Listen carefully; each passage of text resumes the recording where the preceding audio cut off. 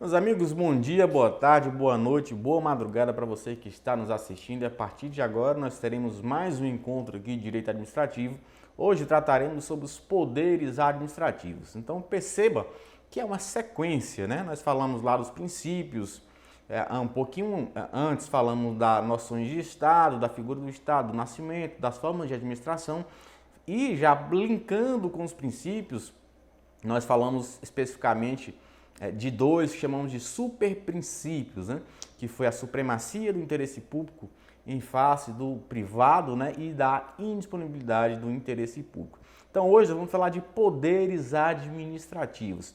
A doutrina chama, na verdade, poderes, mas nós vamos perceber que são, na verdade, poder-dever, né? Porque não há uma faculdade da administração em utilizá-los. Não há essa discricionalidade em utilizar essa prerrogativa. Poder, nós podemos também aí entender como uma prerrogativa da administração.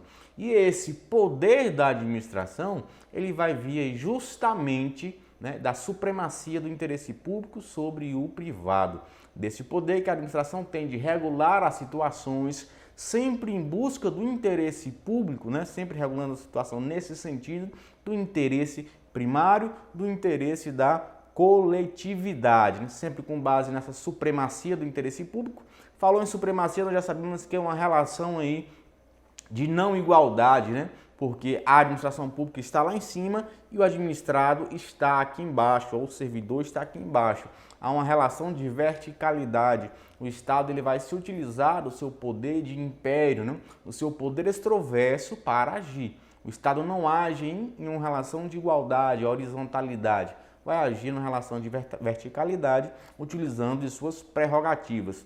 Lembrando que regime jurídico é isso, né? Um conjunto aí de limites, né? De leis, princípios que vão regular a relação do Estado por meio da administração pública e aí se utilizando desses princípios, poderes, dessas prerrogativas, sempre tendo como finalidade o interesse público, não? A finalidade sempre será o interesse da coletividade, sempre será, né, o benefício, né, sempre será a coisa pública. Então vamos lá, vamos acompanhar comigo lá na tela. Poderes administrativos. Os agentes públicos possuem uma série de prerrogativas que lhes permitem exercer atividades com a finalidade de concretizar os interesses da coletividade, ó. Como já adiantei para vocês, nós vamos ter a supremacia do interesse público, nós vamos ter o poder de império, nós vamos ter também a relação de verticalidade, né? Tudo que nós já falamos aí, tudo que nós já falamos anteriormente, a administração pública, perceba que ela vai estar aqui em cima, né? Nessa relação, e o particular, o servidor, o agente público vai estar aqui embaixo. Então nós vamos tratar sobre os poderes administrativos, né? Continuando aqui ainda comigo na tela. Os poderes administrativos são concedidos pela lei e destinam-se a instrumentalizar o administrador. Poder público para o atingimento, que nós já sabemos que é sempre o interesse público, ó. Então, aqui comigo, perceba o seguinte, os poderes administrativos, a administração precisa fazer, né, a coisa funcionar. Vamos imaginar a administração pública como uma empresa grande, uma companhia, e ela precisa fazer com que a coisa ande, né? Dentro da administração direta, hoje não é aula de organização administrativa, mas dentro da administração nós vamos ter o gestor, a figura principal, seja no âmbito federal, no âmbito regional, estadual ou no municipal, e nós vamos ter abaixo secretariados, né, e órgãos dentro da cadeia da administração direta. Então, para que essa coisa toda possa funcionar, precisa desses poderes, né? Seja no comando interno ali para reger a administração pública de forma, vamos dizer, mais restrita, relacionada a seus servidores, né, a toda a máquina administrativa, seja na condução da toda a sociedade, né? Haja vista que nós vamos ter, por exemplo, o poder de polícia, nós vamos ter o poder disciplinar em face de particulares que têm uma relação mediante convênio por exemplo, é o contrato com a administração pública. Então, a administração precisa desses poderes como forma de externar, como forma de instrumentalizar as suas ideias e a sua finalidade. Lembrando que a finalidade primária é sempre o interesse público. Finalidade primária é sempre buscar o interesse público, sempre buscar o bem comum, sempre buscar o que é melhor para a sociedade, né? Então perceba que os poderes administrativos são isso. E aqui nós já podemos diferenciar os poderes administrativos dos poderes estruturais. Quando a gente fala em poder legislativo, poder judiciário, poder executivo, nós não estamos falando de poderes administrativos.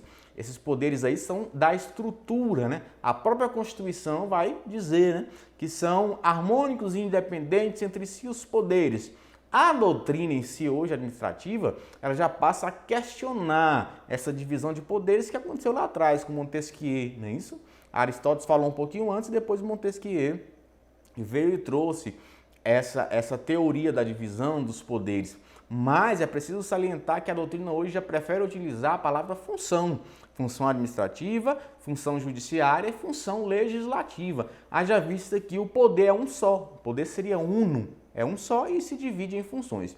Mas isso é tema de direito constitucional, só para a gente entender, então, poderes administrativos é a forma que a administração tem de materializar, de instrumentalizar os seus interesses. Qual é o interesse? A coisa pública, o interesse público, o interesse primário, né? Então é por meio desses poderes que vai exercer, sempre, como nós vimos no slide anterior, sempre se utilizando como fundamento aí a supremacia do interesse público, né, que nós vimos que é um super princípio do direito administrativo. Então, não confunda poderes administrativos com poderes estruturais. Estes, né, os estruturais, eles estão presentes lá na Constituição, quando falamos aí do legislativo, do executivo e do judiciário, que nada tem a ver com os poderes administrativos. Então, acompanha comigo lá na tela. É um poder, como já falei para vocês, é um poder dever, né? É um poder dever, gente. Porque não há uma faculdade em agir. Ó. A princípio, não há uma faculdade em agir. Tem essa prerrogativa, mas nós vamos perceber que não há, por conta do princípio da indisponibilidade, ó, indisponibilidade do interesse público, a administração ela deverá agir. Essa é a regra, né? Essa é a regra, ela deverá agir porque a coisa pública ela é indisponível, né? O interesse primário ele é indisponível. Vamos comigo ainda na tela. Aqui, por favor, aqui na tela comigo, perceba o seguinte, nós vamos falar sobre a próxima classificação, sobre o que é o poder vinculado e mais um pouquinho à frente nós vamos falar de poder discricionário. Vincular, gente, o que é vincular? Quando eu estou vinculado a algo, estou vinculado a alguém, eu tenho um vínculo formal de trabalho com a empresa tal, então há um liame, né? Há uma ligação entre eu e determinada coisa. Então quando eu falo em poder vincular, a administração tem o seu poder? Tem. Esse poder decorre de onde, gente? Da lei, né? A lei aqui em sentido, né, amplo. Então esse poder ele advém da lei. Então quando nós vamos dizer que um poder é vinculado, nós estamos falando que essa pessoa, que esse administrador, que esse funcionário, que esse servidor público, ele deve agir de acordo estritamente com o que diz a lei. Então nós teremos atos, né, administrativos que deverão ser editados de acordo com o diz a lei, sem ir além, né, sem ir a quem ou contra a lei. Não pode, tem que ser estritamente como diz a lei. A lei já vai trazer as possibilidades. Tanto é que nós, né, diversas vezes no direito nós vamos falar em que não, é um rol, um números clausos, né?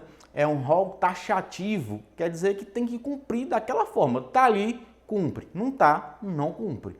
Entendeu? Então, quando fala em poder vinculado, é quando em determinados atos o administrador público ele não tem essa faculdade de agir ou não.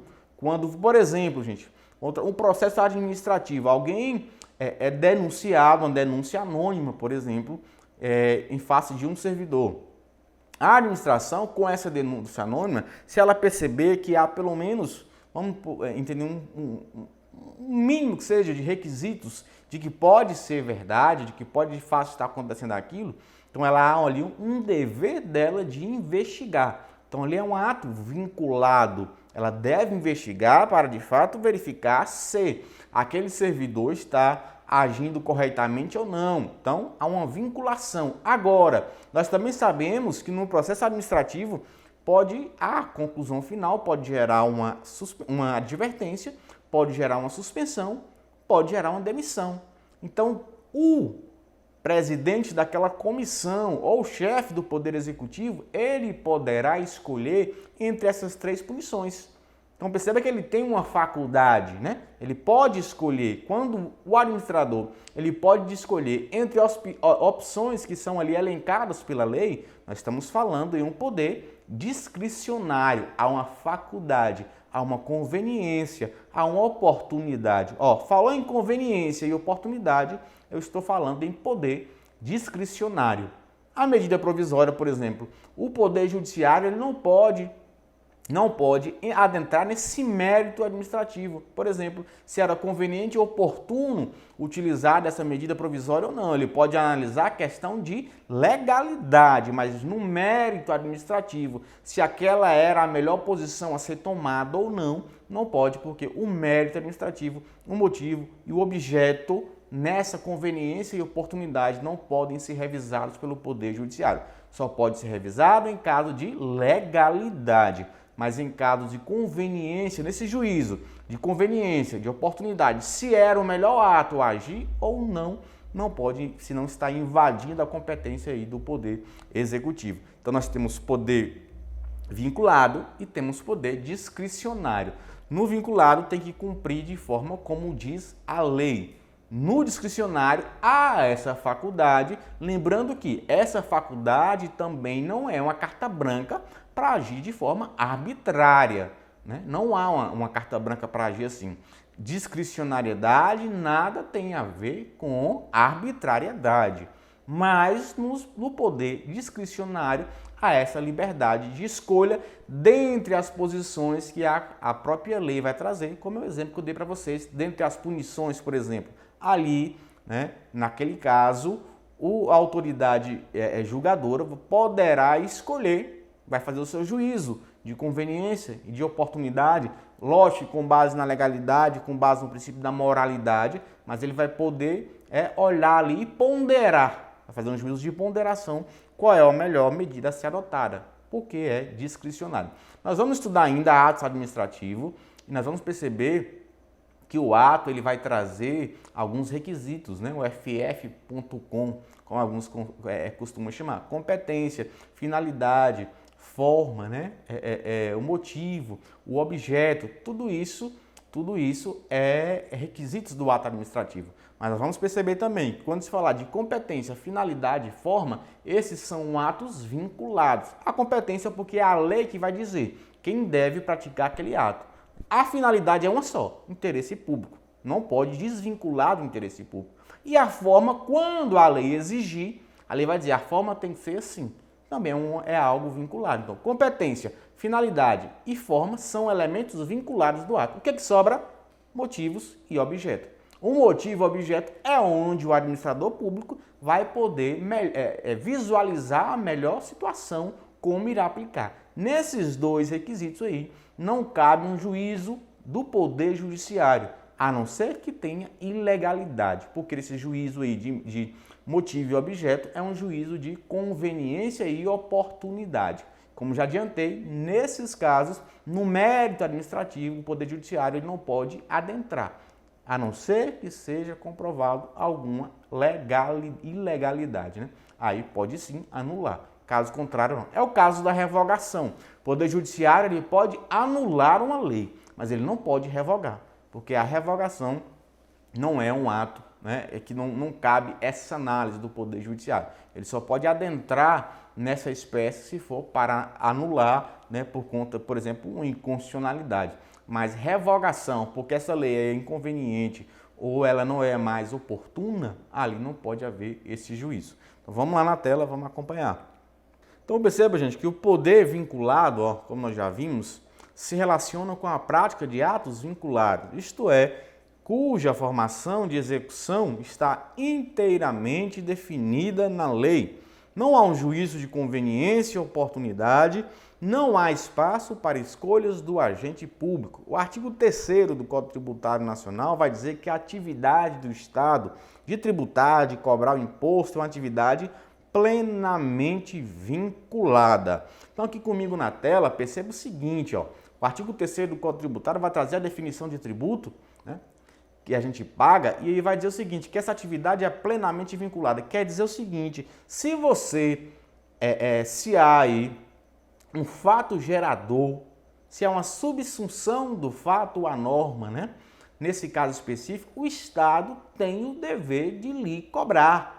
Por quê? Porque é uma atividade vinculada. Falar, mas eu sou fiscal de tributos, eu trabalho lá na Secretaria de Fazenda, não vou cobrar fulano não, que fulano é meu amigo, não vou cobrar meu pai não.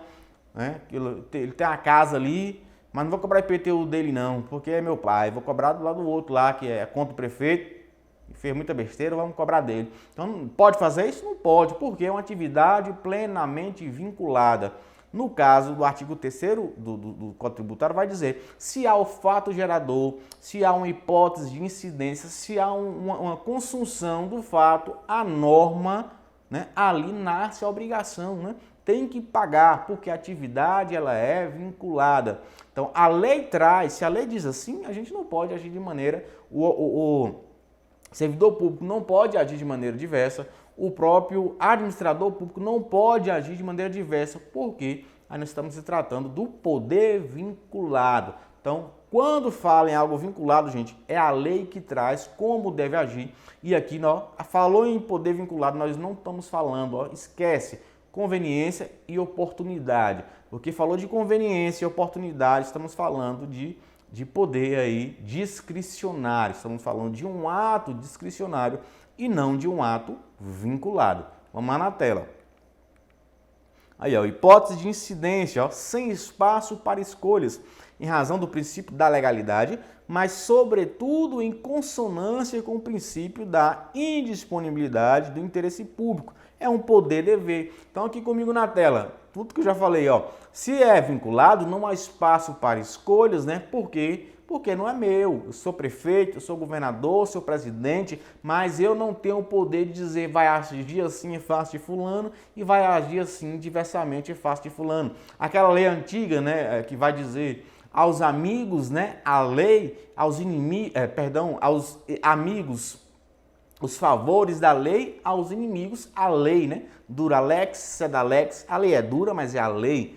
Tem gente que é assim, né? Não, se é amigo meu, opa, não é assim não, vai lá, então, mas se não é não, tem que ir lá sim, tem que chegar e agir a lei, não tem que cumprir. Então, assim, não há essa diferença. Se o poder, se o ato, ele é vinculado, ele tem que agir estritamente da forma que diz a lei, nem a mais, né? Para não agir com excesso, com desvio e também, muito menos, agir de forma a mitigar, né, a lei, a não aplicar a lei, a fazer essa questão aí de ajudar, tentar ajudar, trazer o seu conceito pessoal aí, por conta de alguma afinidade que você tenha com determinada pessoa. Então, falou em poder vinculado ou ato vinculado, nós estamos dizendo que o administrador, o servidor tem a agir estritamente como diz a lei, sem espaço de escolha, né, não há discricionariedade, não há conveniência, não há oportunidade. Tem que agir daquela forma, sob pena de invalidar esse ato aí e trazer uma nulidade. Vamos lá na tela. Poder discricionário, ó. A lei não é capaz de traçar rigidamente todas as condutas de um agente administrativo.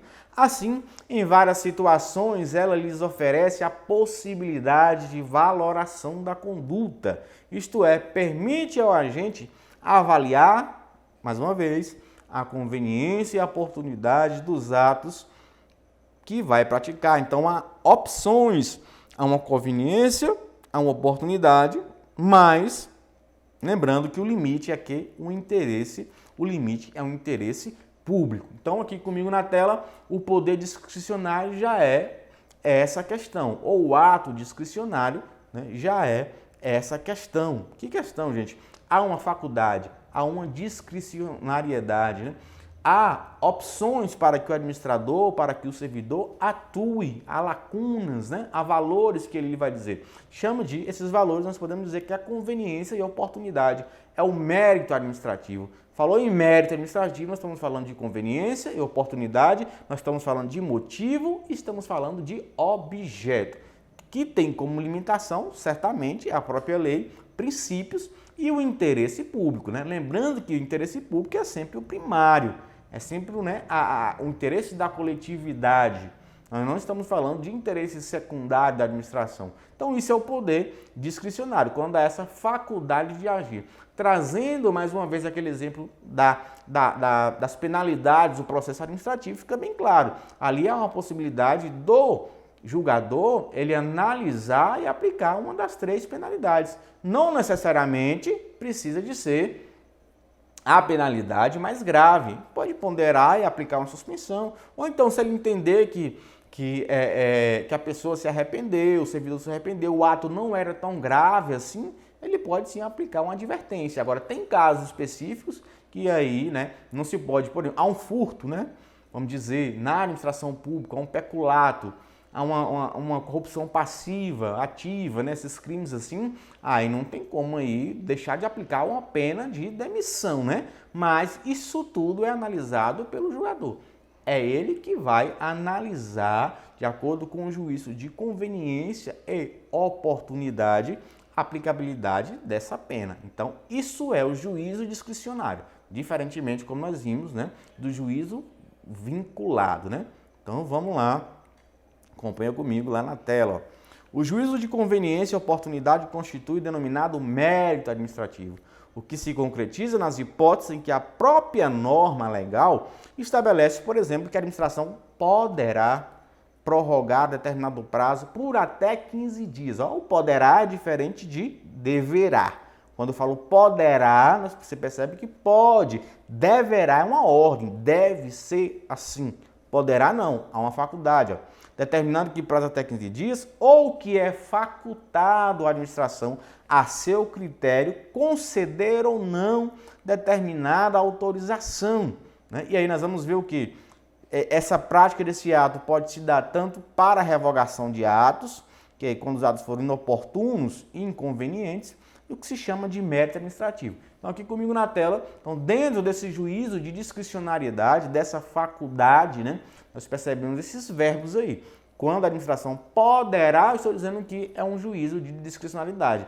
Né? Não há um direito subjetivo a isso. Ainda que eu comprove todos os requisitos necessários para a prática daquele ato, se há um juízo de faculdade, se há uma discricionariedade, a administração não está obrigada a me conceder. Por quê, gente? Porque é uma faculdade.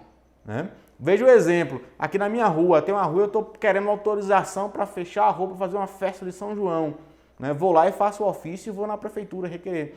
A prefeitura, ela pode o quê? Ela poderá, né, me conceder aquele espaço, aquela autorização para que eu utilize aquela rua e feche naquele dia. Ela poderá, mas ela não deverá, não há uma obrigatoriedade. Por quê? Porque esse juízo é um juízo de conveniência e de oportunidade. E sempre, mesmo nesses casos, a administração tem que verificar se há um interesse público primário. Não pode, a título de conceder algo ao administrado, acabar prejudicando o todo. Não, ele tem que fazer sempre esse juízo, né? Esse valor, essa ponderação, para que não acabe aí infringindo também o interesse público primário. Então, ainda dentro dos atos, quando a administração ela percebe que um ato ele é um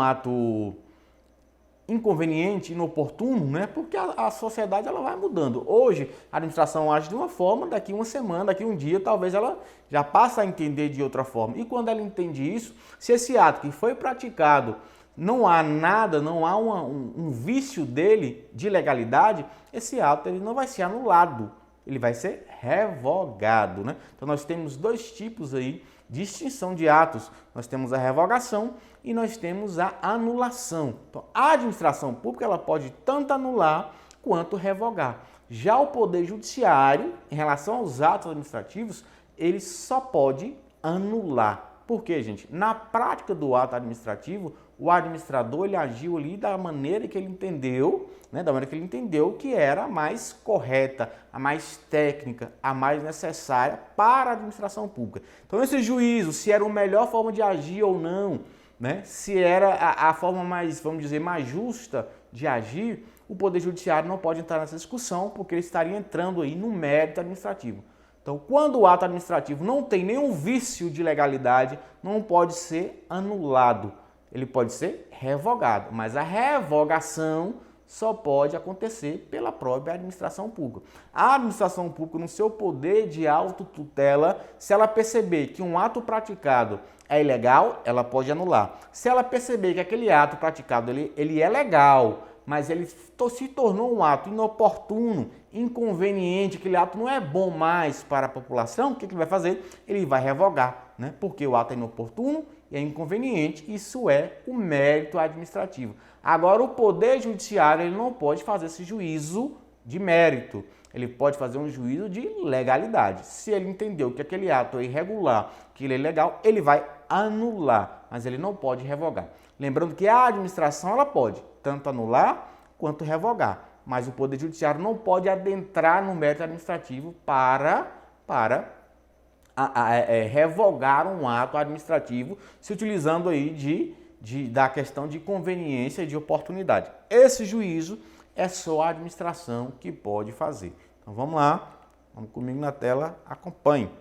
Além dos limites impostos expressamente pela própria lei, o poder discricionário também encontra obstáculos nos princípios administrativos, nós já vimos diversos, né, do LIMP, sobretudo nos princípios da razoabilidade e da proporcionalidade. Gente, esses dois princípios, o princípio da razoabilidade,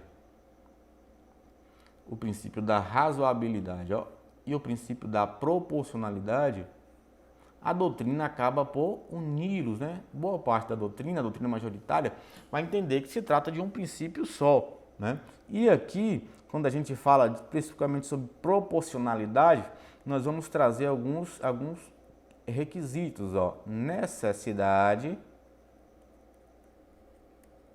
minha letra bonita, né? Vocês já acostumaram com ela. Nós vamos ter adequação,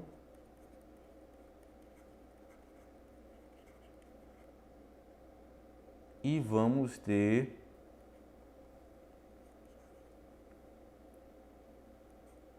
proporcionalidade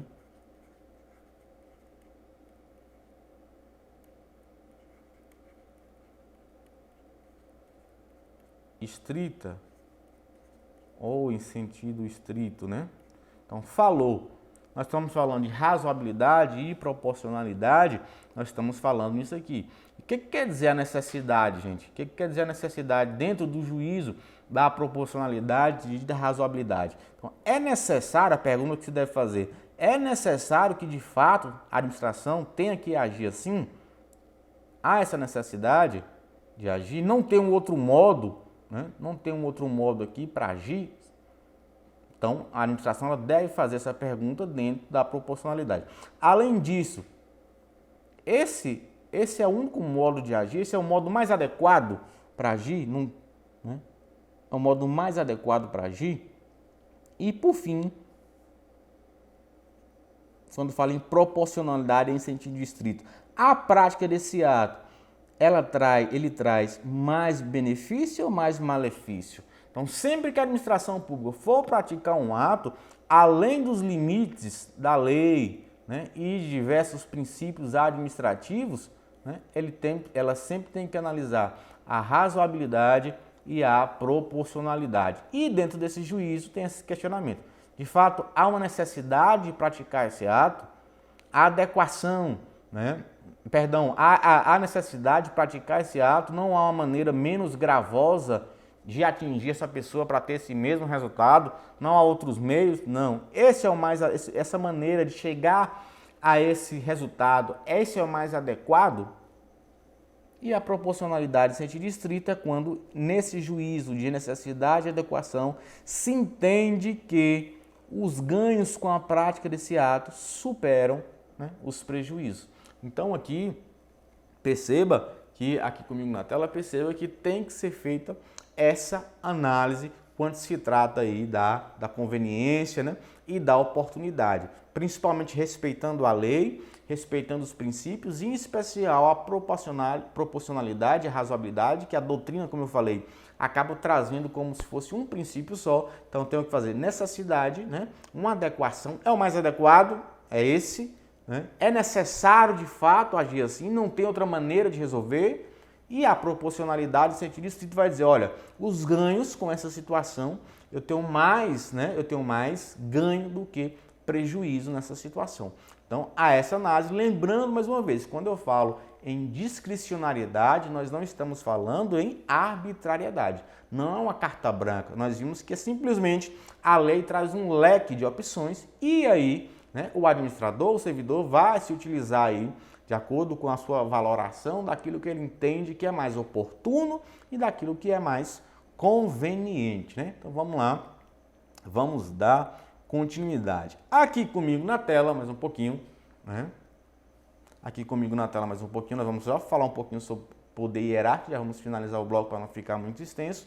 Então perceba o seguinte, lembra quando eu falei dentro da administração direta, né? Nós temos aí os órgãos. Os órgãos são centros de competência, né? O órgão não é uma personalidade jurídica, o órgão não é uma entidade, não, né? Ele não tem direitos e deveres próprios. Mas dentro do órgão tem o quê? Secretarias, diretorias e ali, né?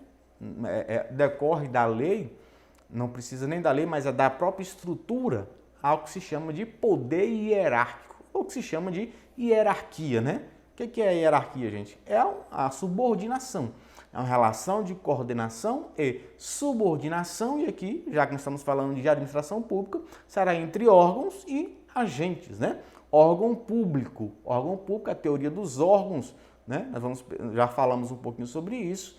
Se a gente imaginar nosso órgão, a gente tem um coração, tem um cérebro, tem um fígado, tem um rins, e cada um tem ali tem a sua função que vai fazer o corpo inteiro funcionar. Na administração pública é assim, nós temos diversos órgãos, cada um tem o seu papel, a lei vai dizer, né, a competência de cada um e vai fazer no final a coisa pública toda funcionar. Vai fazer o município funcionar, vai fazer o estado funcionar, vai fazer o Brasil, né, a União, vai fazer também a União, o Brasil, a República Federativa Brasileira, a funcionar. Então isso tudo dentro da administração direta, né, dentro da questão dos órgãos e até mesmo na administração indireta, quando se tratando de órgãos, porque também tem órgão na administração indireta, né, há uma que se chama de hierarquia, né, é uma relação de subordinação e de coordenação dentro da administração pública.